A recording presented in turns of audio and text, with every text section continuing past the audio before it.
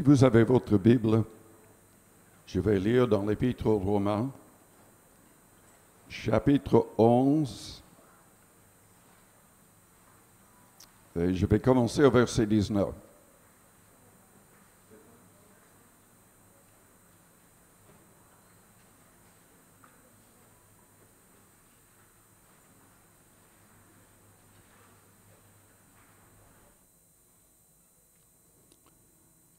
Dans Romains chapitre 11, Paul est en train de parler du peuple juif, de sa chute, de son désir que son peuple soit rétabli. Il nous donne un avertissement parce que n'importe qui peut tomber. Et voici ce qu'il a dit au verset 19. Tu diras donc, les branches ont été retranchées afin que moi je fusse hanté. Cela est vrai, elles ont été retranchées pour cause d'incrédulité, et toi tu subsistes par la foi. Ne t'abandonne pas à l'orgueil, mais crains. Car si Dieu n'a pas épargné les branches naturelles, il ne t'épargnera pas non plus. Considère donc la bonté et la sévérité de Dieu. Sévérité envers ceux qui sont tombés et bonté de Dieu envers toi, si tu demeures ferme dans cette bonté. Autrement, tu seras aussi retranché. Ceux qui prêchent une fois sauvé, toujours sauvé, prêche une fausse doctrine. Tout au long du Nouveau Testament, nous sommes appelés à craindre, à persévérer, à faire tout dépendant du Seigneur pour qu'on ne tombe pas. Mais il est clair que si nous ne marchons pas humblement avec Dieu, nous pouvons tomber. Je vais relire le verset 22. Considère donc la bonté et la sévérité de Dieu. Sévérité envers ceux qui sont tombés et bonté de Dieu envers toi si tu demeures ferme dans cette bonté. Autrement, tu seras aussi retranché.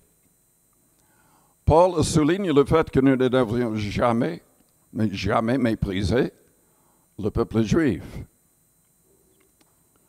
Il dit, eux de même, s'ils ne persistent pas dans l'incrédulité, ils seront hantés, car Dieu est puissant pour les hanter de nouveau. Si toi, tu as été coupé de l'olivier naturellement sauvage et hanté, contrairement à ta nature sur l'olivier franc, à plus forte raison, eux seront-ils hantés selon leur nature, sur leur propre olivier. Il ne faudrait jamais oublier que le salut vient des Juifs, que les auteurs de la Bible, qui ont été oints et envoyés par Dieu, sont Juifs. Et la Bible est claire que dans les derniers temps, un reste va se tourner vers le vrai Dieu, plaçant leur confiance en Christ. Et déjà, au début, il n'y avait que des Juifs dans l'Église primitive. C'était grâce à leur obéissance que les non-Juifs ont pu être hantés, comme ce passage le souligne. Mais au chapitre 12, au verset 1er, nous lisons « Je vous exhorte donc, frères, par la compassion de Dieu, à offrir vos corps comme un sacrifice vivant, saint, agréable à Dieu, ce qui sera de votre part un culte raisonnable. Ne vous conformez pas au siècle présent, mais soyez transformés par le renouvellement de l'intelligence, afin que vous discerniez quelle est la volonté de Dieu, ce qui est bon, agréable et parfait. Par la grâce qui m'a été donnée, je dis à chacun de vous de n'avoir pas de lui-même une trop haute opinion, mais de revêtir des sentiments modestes, selon la mesure de foi que Dieu a départie à chacun. Donc, nous sommes appelés à ne jamais mépriser le peuple juif. Nous sommes appelés à craindre pour nous-mêmes, à faire très attention afin de ne pas tomber, afin de ne pas être retranchés, comme le peuple juif a été retranché, certains d'entre eux. Et nous sommes appelés à offrir un culte raisonnable. Offrons nos corps comme un sacrifice vivant, saint, agréable à Dieu. Nous sommes appelés à refuser fermement à être comme les gens du monde. Nous devons chercher à être différents dans tous les domaines, à nous aligner avec la pensée du Christ, et nous devons être modestes dans nos sentiments. Nous devons chasser tout orgueil spirituel parce que nous ne méritons rien. C'est Christ qui devrait recevoir toute la gloire. Nous ne sommes que des pécheurs, sauvés par la grâce, si nous avons accepté la grâce. Mais prions le Seigneur avant d'aller plus loin. Père Céleste, nous te louons, nous te bénissons pour ta parole qui nous éclaire. Aide-nous à marcher humblement avec toi. Aide-nous à te plaire en toutes choses afin de ne jamais être retranchés. Qu'il n'y ait point d'incrédulité dans nos cœurs. Qu'il n'y ait point de rébellion dans nos cœurs. Que nous ayons l'envie d'être toujours éloignés du péché, libres du péché. Et que tout en nous te glorifie. Au nom de Jésus-Christ. Amen. Dans l'Épître aux Hébreux, chapitre 12, au verset 28, la Bible dit, c'est pourquoi recevant un royaume inébranlable, montrons notre reconnaissance en rendant à Dieu un culte qui lui soit agréable. Et dans Romains 2, au verset 4, méprises-tu les richesses de sa bonté, de sa patience et de sa longanimité, ne reconnaissons pas que la bonté de Dieu te pousse à la repentance. La Bible déclare dans 2 Pierre chapitre 3 que Dieu use de patience envers nous, ne voulant qu'aucun périsse, mais que tous arrivent à la repentance. Il y a énormément de gens qui ne comprennent pas cela. Énormément d'églises qui prêchent la foi en Christ. Ils ont le baptême, mais il n'y a pas de repentance. Il n'y a pas de changement de vie. Les gens s'habillent exactement comme autrefois, ils parlent exactement comme autrefois, ils pensent exactement comme autrefois. Rien n'est aligné avec la pensée du Christ que nous avons dans le Nouveau Testament. Je voudrais parler cet après-midi de comment manifester notre reconnaissance envers Dieu. Et nous avons déjà lu plusieurs passages qui en parlent. Dieu ne veut pas simplement entendre des paroles ou des chants. Il ne veut pas simplement que des gens qui fréquentent une église tous les dimanches, ou même tous les jours. Dieu veut que nous soyons vraiment différents des gens du monde. Il veut que nous soyons délivrés de tout ce qui est mentionné, par exemple, dans Éphésiens, chapitres 4 et 5. Que toutes nos paroles aident les autres. Qu'il n'y ait aucune parole mauvaise sortant de notre bouche. Que toute amertume, toute animosité, toute colère, toute clameur, toute calomnie et toute espèce de méchanceté disparaissent du milieu de vous. Au chapitre 5, au verset 3, que l'impudicité, qu'aucune espèce d'impureté et que la cupidité ne soit pas même nommée parmi vous, ainsi qu'il convient des saints. Qu'on n'entende ni paroles déshonnêtes, ni propos insensés, ni plaisanteries, choses qui sont contraires à la bienséance. Les plaisanteries qui blessent ne devraient jamais sortir de nos bouches. Qu'on entende plutôt des actions de grâce. Sachez-le bien, aucun impudique ou impur ou cupide, c'est-à-dire idolâtre, n'a d'héritage dans le royaume de Christ et de Dieu. Est-ce que nous, je devrais vous dire déjà que le Nouveau Testament nous dit que c'est la volonté de Dieu que toutes nos pensées soient captives à la pensée de Jésus-Christ. Le Saint-Esprit désire inspirer toutes les paroles qui sortent de nos bouches. Évidemment, nous devons être consciemment en contact avec le Saint-Esprit pour qu'il nous dirige.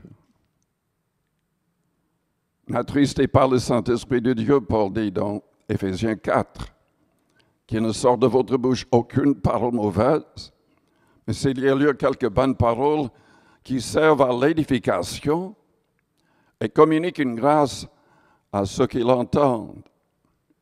N'attristez pas le Saint-Esprit de Dieu. Le vrai chrétien reçoit le Saint-Esprit par la foi. Il est conduit par le Saint-Esprit, ou il n'est pas vraiment enfant de Dieu. Ça signifie que nos paroles devraient être inspirées du Saint-Esprit. Nous devrions penser consciemment que nous sommes en contact avec les autres, que nous pouvons aider cette personne à s'épanouir en Christ, peut-être à recevoir même le Christ pour la première fois. Nous pouvons, avec des paroles, des plaisanteries, des paroles de non-sens, les troubler profondément. La Bible nous dit que pour offrir un culte raisonnable, nous devons être différents des gens du monde. Ne vous conformez pas au siècle présent. Il faut être révolutionnaire. Il ne faut pas accepter la pensée de tout le monde, les paroles de tout le monde. Soyez transformés par le renouvellement de l'intelligence, la Bible dit, afin que vous discerniez quelle est la volonté de Dieu, ce qui est bon, agréable et parfait.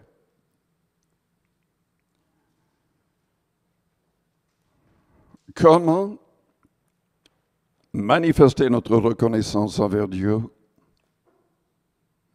Tout d'abord, par une vie selon sa volonté. Je vous rappelle ce que le Christ a dit dans Matthieu 7, au verset 21. Ce ne sont pas tous ceux qui disent « Seigneur, Seigneur » qui entreront dans le royaume des cieux, mais celui-là seul qui fait la volonté de mon Père. Cette volonté de mettre en pratique les commandements que le Christ a partagés avec le monde, qui sont en réalité les commandements du Père. Si vous lisez attentivement ce que le Christ a dit, il a simplement partagé les commandements du Père avec le monde. Dans Hébreux chapitre 13, il y a d'autres clés pour manifester notre reconnaissance envers Dieu. Je voudrais lire les 17 versets. Persévérer dans l'amour fraternel. Pourquoi est-ce qu'il utilise le mot persévérer? Pour deux raisons. Nous avons de manière naturelle tendance à être égoïstes, égocentriques. Très souvent, nous avons tendance à ne même pas vouloir nous associer avec qui que ce soit. On est tenté souvent de rester seul et de ne pas être en contact, ni avec les frères, ni avec les sœurs. Et Satan nous tente à ne même pas vouloir aller à l'église.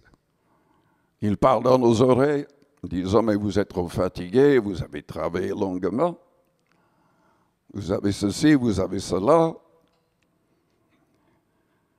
Mais Dieu nous dit de persévérer dans l'amour fraternel. Mais il y a un autre problème. Les frères, les sœurs ne sont pas toujours aimables. Est-ce que vous êtes toujours aimables? Combien sont toujours aimables? Je vois une main. Mais je ne sais pas si elle dit vrai, quoi.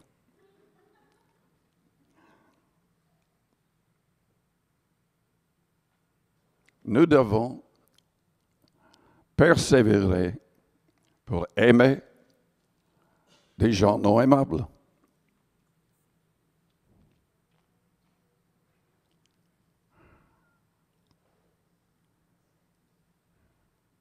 Combien sont mariés?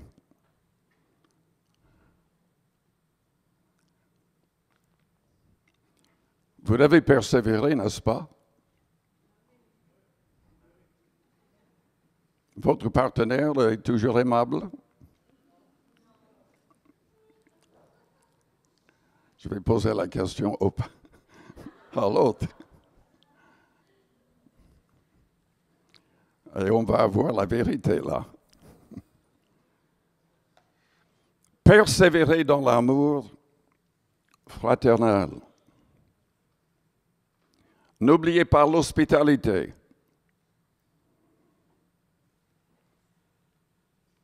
Est-ce que tout le monde manifeste cette sorte d'hospitalité par la Bible? La Bible dit, car en l'exerçant, quelques-uns ont logé des anges sans le savoir. Souvenez-vous des prisonniers, comme si vous étiez aussi prisonniers, de ceux qui sont maltraités, comme étant aussi vous-même dans un corps. Que le mariage soit honoré de tous, et le lit conjugal exemple de souillure, car Dieu jugera les impudiques et les adultères. Ne vous livrez pas à l'amour de l'argent, contentez-vous de ce que vous avez, car Dieu lui-même a dit, je ne te délaisserai point, et je ne t'abandonnerai point. C'est donc avec assurance que nous pouvons dire, le Seigneur est mon aide, je ne craindrai rien. Que peut me faire un homme? Toutes ces choses font partie de notre culte envers Dieu. Souvenez-vous de vos conducteurs qui vous ont annoncé la parole de Dieu considérer quelle a été la fin de leur vie et imiter leur foi. Jésus-Christ est le même hier, aujourd'hui et éternellement. Ne vous laissez pas entraîner par des doctrines diverses et étrangères. Il y en a tellement maintenant. Avec l'Internet, YouTube, les gens sont envahis par toutes sortes de fausses doctrines.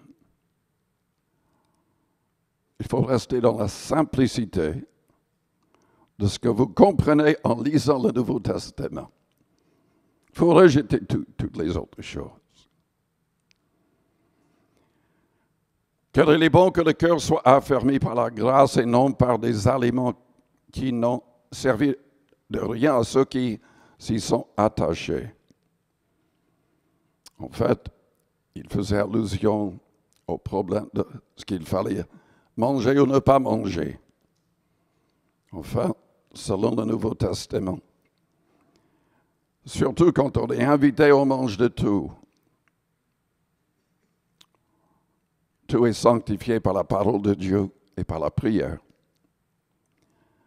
Nous avons un autel dont ceux qui font le service au tabernacle n'ont pas le pouvoir de manger le corps des animaux dont le sang est porté dans le sanctuaire par le souverain sacrificateur pour le péché, sont brûlés hors du camp. C'est pour cela que Jésus aussi, afin de sanctifier le peuple par son propre sang, a souffert hors de la porte. Sortons donc pour aller à lui, hors du camp, en portant son opprobre. Il faisait allusion, il parlait aux Juifs. L'Épître aux Hébreux était dirigé aux Juifs, surtout. Les Juifs qui avaient des problèmes de conscience par rapport à la loi de Moïse. Parce que nous ne sommes plus sous la loi de Moïse, mais sous la loi du Christ. Et sous tout ce qui a été révélé par le Saint-Esprit aux apôtres dans le Nouveau Testament, selon la promesse du Christ. Et il y avait un opprobre pour les Juifs qui croyaient simplement en Christ. Ils étaient rejetés souvent par leur propre famille, parfois traînés en justice. Et Dieu, par son esprit, dit, au travers de l'auteur de cet épître, sortons donc pour aller à lui, hors du camp, en portant son opprobre. Car nous n'avons point ici-bas de cité permanente, mais nous cherchons celle qui est à venir. Par lui, offrons sans cesse à Dieu un sacrifice de louange, c'est-à-dire le fruit de l'œuvre qui confesse son nom. Nous devrions insister davantage sur ce passage. Il n'est pas en train de parler du fait de dire continuellement « Merci Seigneur, merci Seigneur ». Il est en train de parler du fait de témoigner continuellement, de confesser son nom devant les non-convertis et devant les convertis. Il ajoute, n'oubliez pas la bienfaisance et la libéralité, car c'est à de tels sacrifices que Dieu prend plaisir. Il y a des gens qui ne comprennent pas du tout ce que libéralité signifie.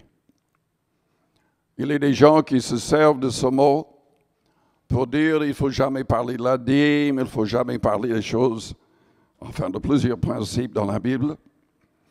Parce que libéralité, c'est, pour eux, simplement de donner ce qu'on veut, ou de ne pas donner si on ne veut pas. Ça n'est pas du tout le sens du mot. Loin de là.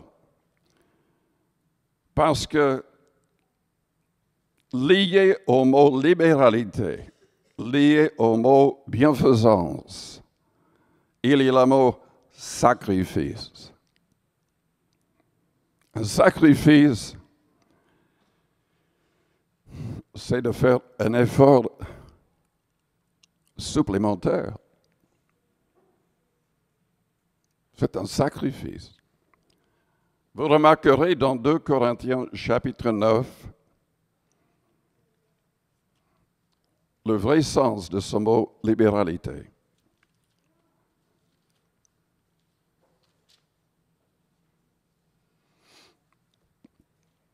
Il est vrai, ce que nous donnons,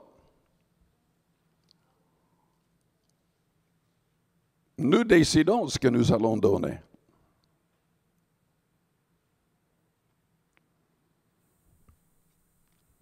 Mais nous devrions être dirigés par le Saint-Esprit. Et ce que nous donnons devrait être un sacrifice. Et en plus, lisons le verset 5. Dans 2 Corinthiens 9, Paul est en train de recevoir une collecte exceptionnelle de toutes les églises.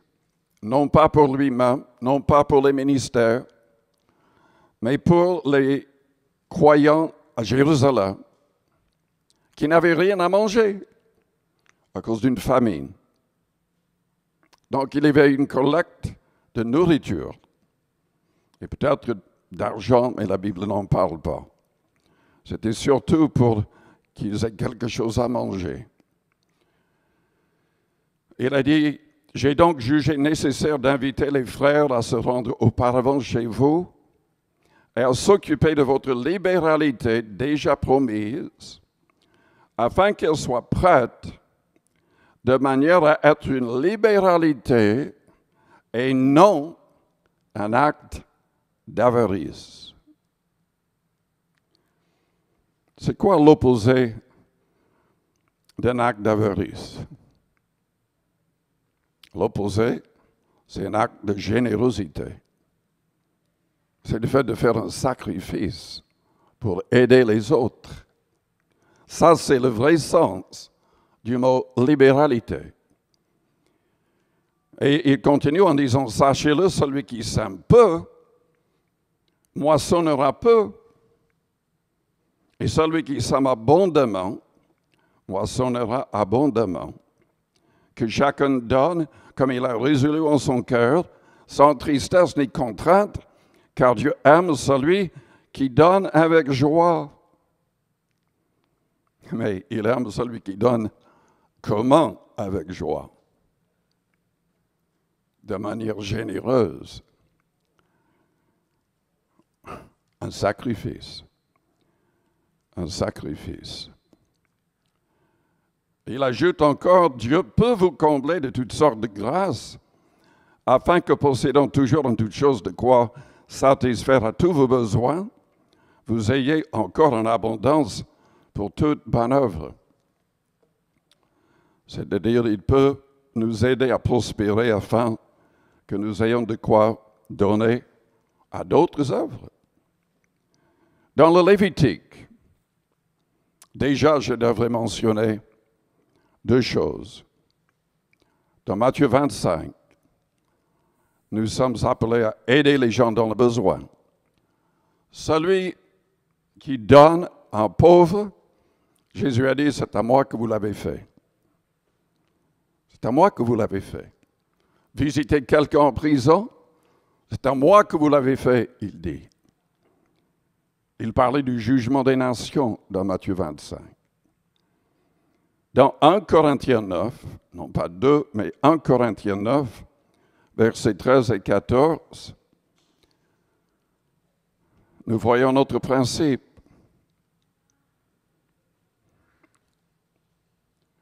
1 Corinthiens 9, versets 13 et 14. Ne savez-vous pas que ceux qui remplissent les fonctions sacrées sont nourris par le temple, que ceux qui servent à l'autel ont part à l'autel? Faisait allusion aux responsables dans le temple juif. De même aussi, le Seigneur a ordonné à ceux qui annoncent l'Évangile de vivre de l'Évangile. On voit ce principe souligné dans Acte 6, parce que les apôtres, comprenant ce principe, voulaient être plein temps. Ils ne voulaient même pas gaspiller leur temps avec des choses secondaires. Ils savaient que le Seigneur les avait mandatés pour enseigner l'Évangile au monde entier.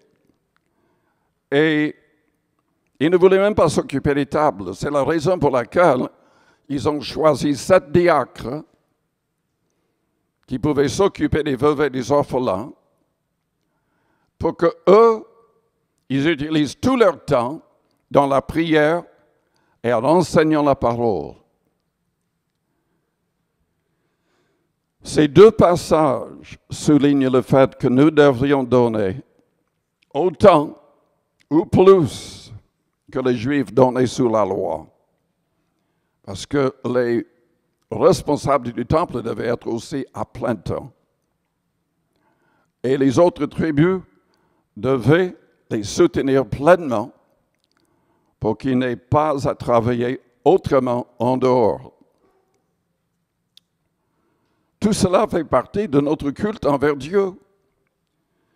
Dans le Lévitique, chapitre 7, au verset 12, nous lisons « Si quelqu'un l'offre par reconnaissance, il offrira avec le sacrifice d'action de grâce, des gâteaux sans levain pétris à l'huile, des galettes sans levain arrosées d'huile et des gâteaux de fleurs de farine frite et pétris à l'huile. » Au verset 13, à ces gâteaux, il ajoutera du pain levé pour son offrande avec son sacrifice de reconnaissance et d'action de grâce. Au verset 15, la chair du sacrifice de reconnaissance et d'action de grâce sera mangée le jour où il est offert. On n'en laissera rien jusqu'au matin. C'était pour les responsables du temple.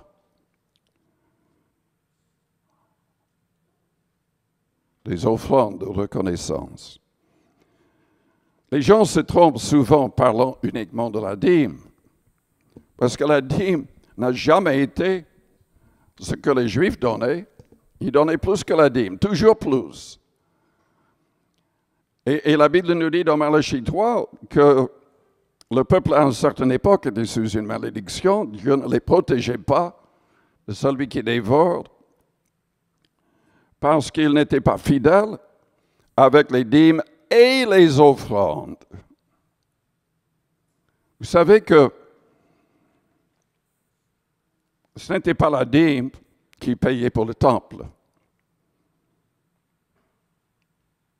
Il y avait même, selon la Bible, l'Ancien Testament, il y avait tous les 3 ans une autre dîme donnée, 10%, pour aider les pauvres, avec un bonus pour les sacrificateurs. Ils devaient aussi mettre de côté tous les ans une autre 10% pour eux-mêmes, afin de pouvoir payer le voyage 3 fois par an à Jérusalem, afin de faire partie des 3 fêtes dans l'année. C'était obligatoire pour les hommes. En plus de tout cela, Dieu demandait des offrandes volontaires, données par amour. Donc, on ne devrait jamais parler simplement de la dîme, si on fait allusion à l'Ancien Testament. Le Nouveau Testament nous invite à donner beaucoup plus. Parfois, on voit les premiers chrétiens poussés par le Saint-Esprit à donner, à vendre des propriétés, des terrains, et à donner la totalité pour aider les nouveaux convertis à rester et recevoir l'enseignement des apôtres. Le Saint-Esprit nous aide à faire ce que Dieu veut. Et tout cela fait partie de notre culte. Tout cela, c'est une manière de manifester notre reconnaissance envers Dieu. Nous manifestons notre reconnaissance en manifestant notre amour pour le Seigneur, mettant en pratique pleinement ses commandements. Si vous m'aimez, gardez mes commandements. Oui, j'ai déjà mentionné les chants. Il faut chanter. Ça fait partie du culte que Dieu veut. Mais il ne faut pas le faire n'importe comment. J'ai dit, il ne faut pas le faire n'importe comment. Il faut le faire avec tout notre cœur. Et on ne devrait pas arriver en retard. Parce que si on arrive en retard, on manque une partie du culte qui est important. On ne devrait pas venir chanter en étant dans la tristesse. Il faut chasser la tristesse.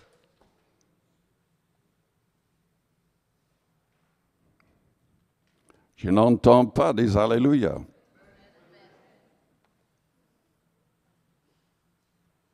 Oui, je sais, j'aurais dû prêcher ceci le matin, quand tout le monde était là. Je peux toujours répéter le message.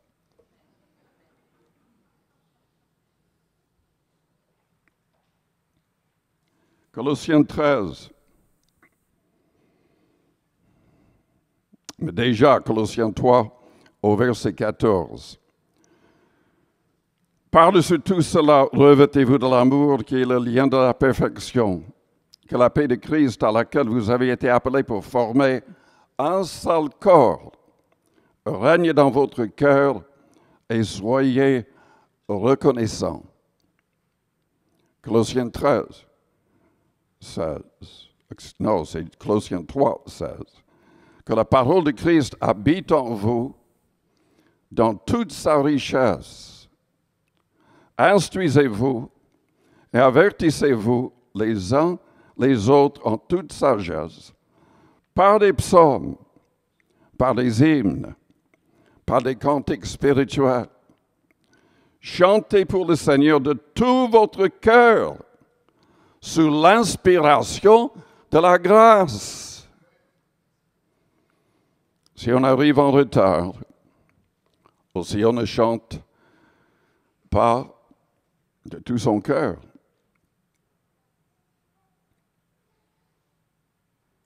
on n'est pas en train de manifester une pleine reconnaissance. Colossiens 3, verset 17. Quoi que vous fassiez, en parole ou en acte, faites tout au nom du Seigneur Jésus.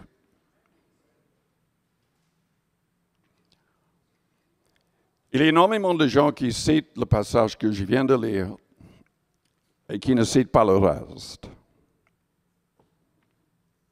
Ils citent la première partie parce qu'ils sont dans de fausses doctrines et dans des églises avec de fausses doctrines. Les églises qui insistent que Jésus est le nom du Père, du Fils et du Saint-Esprit, il n'y a que Jésus. Qu'est-ce que le passage dit? Quoi que vous fassiez en parole ou en acte, faites tout au nom du Seigneur Jésus, en exprimant par lui votre reconnaissance à Dieu, le Père. Jésus-Christ n'est pas son propre Père. Son Père l'a envoyé. Jésus-Christ est Père de la création parce qu'il est le créateur de toutes choses. Mais il n'est pas son propre Père.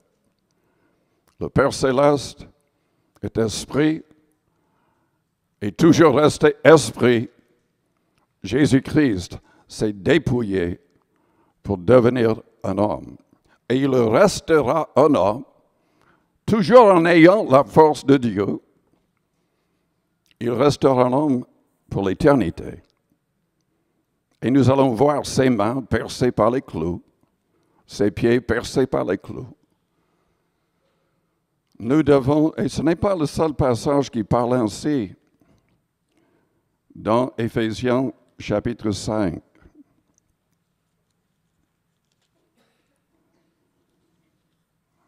Le chapitre qui nous dit de rester rempli de l'Esprit. Justement, nous entretenons par des psaumes, des hymnes, des cantiques spirituels. Nous sommes appelés à chanter, à célébrer de tout notre cœur les louanges du Seigneur.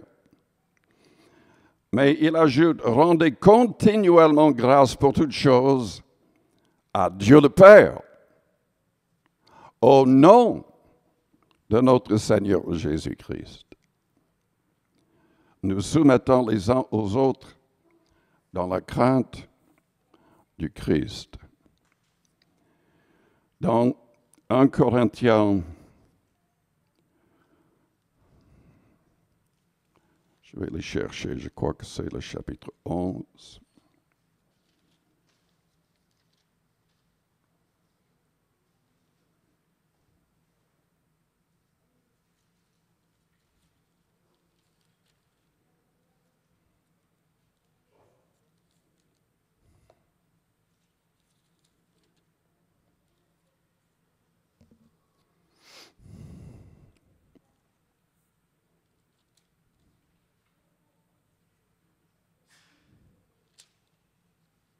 J'en parlerai une autre fois.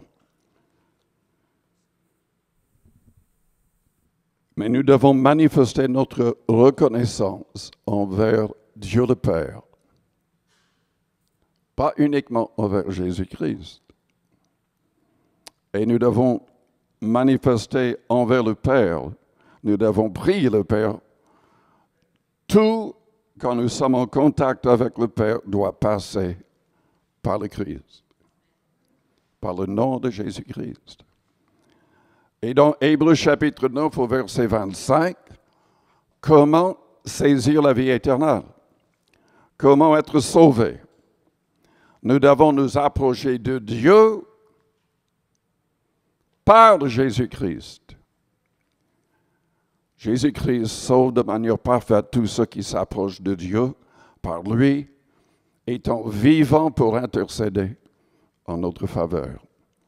Il intercède en tant que souverain sacrificateur dans un corps humain ressuscité. Il intercède auprès de son Père qui est esprit. Il faut comprendre ces choses parce qu'il y a tellement de groupes qui disent n'importe quoi et les gens prient n'importe comment. Je vous invite à fermer vos yeux, à courber vos fronts. Manifestons notre reconnaissance envers Dieu de manière biblique. Je devrais quand même, peut-être avant de prier, lire la dernière partie de Romains 12.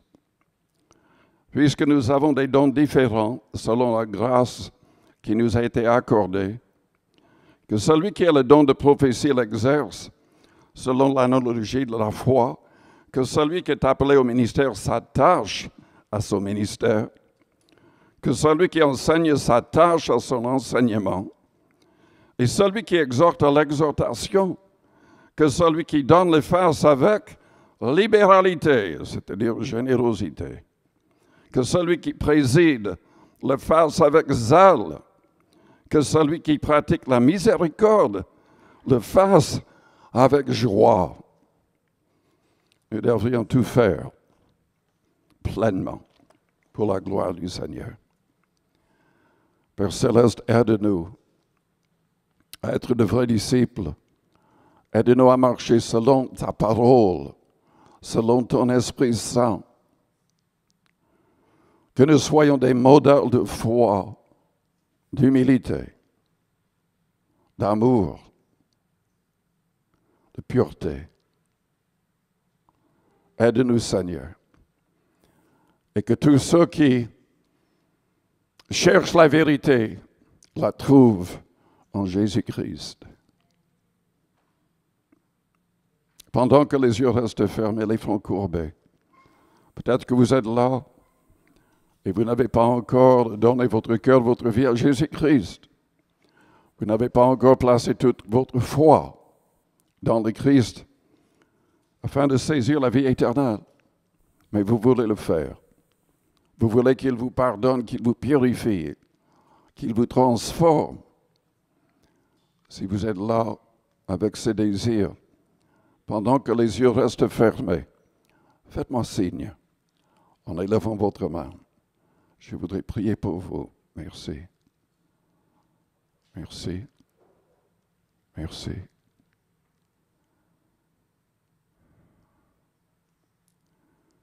Je vous invite à répéter une prière après moi que toute l'Église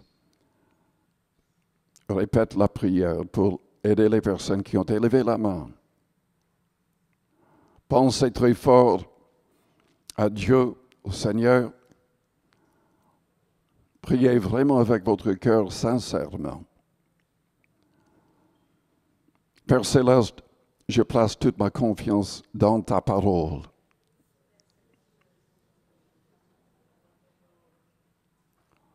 Je désire que tu me pardonnes et que tu me délivres de tout péché. Je proclame ma foi en Jésus-Christ. Père, tu n'as pas épargné ton propre Fils. Tu l'as livré pour nous tous. Il était sans péché. Mais il est mort volontairement pour mes péchés.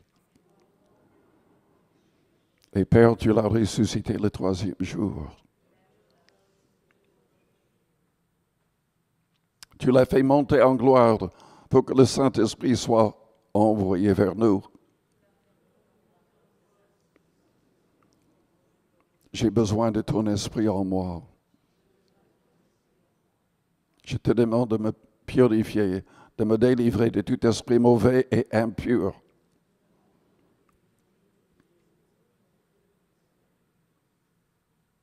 Remplis-moi du Saint-Esprit du Christ. Aide-moi à te glorifier par une vie sainte. Aide-moi à persévérer jusqu'au bout. Et sers-toi de moi pour gagner d'autres personnes. Au nom de Jésus-Christ. Si vous avez élevé votre main, priez à votre place. La Bible dit ici, nous confessons nos péchés. Il est fidèle et juste pour nous les pardonner et pour nous purifier de toute iniquité. La Bible dit aussi, quiconque invoquera le nom du Seigneur sera sauvé. Père Céleste, nous prions pour les personnes qui ont élevé la main. Que toutes ces personnes soient aidées à vaincre le mal. Que toutes ces personnes persévèrent en mettant tous tes commandements en pratique. Bénis-les, garde-les, au nom de Jésus-Christ. Amen. Si vous êtes malade, élevez vos mains vers le ciel. Père Céleste, tu connais nos faiblesses et tu peux tout faire. Seigneur, touche les personnes malades. Bénis-les. Que toute trace de maladie disparaisse. Au nom de Jésus-Christ de Nazareth. Amen. Seigneur, accompagne-nous en nos demeures. Aide-nous à être fidèles en toutes choses. Aide-nous à devenir de vrais gagneurs d'âme pour la gloire du nom de Jésus-Christ. Amen. Saluez, bénissez les personnes autour de vous.